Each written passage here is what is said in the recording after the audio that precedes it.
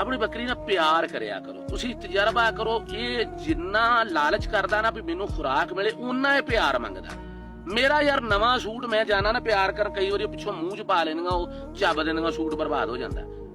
ਕਦੀ ਨਹੀਂ ਕੀਤਾ ਇਹ, ਰੱਬ ਨੇ ਸੂਟ ਇਹਨਾਂ ਦੀ ਕਮਾਈ ਚੋਂ ਹੀ ਦਿੱਤੇ ਨੇ, ਕੋਈ ਰੌਲਾ ਨਹੀਂ। ਲੇਕਿਨ ਤੁਸੀਂ ਬਾੜੇ 'ਚ ਜਾਇਆ ਕਰੋ, ਪੱਠੇ ਪਾਉਣ ਤੋਂ ਬਾਅਦ ਤੁਸੀਂ ਤਜਰਬਾ ਕਰੋ। ਇੱਕ ਜਾਨਵਰ ਨੂੰ ਇੱਕ ਦਿਨ ਪਿਆਰ ਕਰ ਦਿਓ, ਅਗਲੇ ਦਿਨ ਤੁਸੀਂ ਬਾੜੇ 'ਚ ਵੜੋ।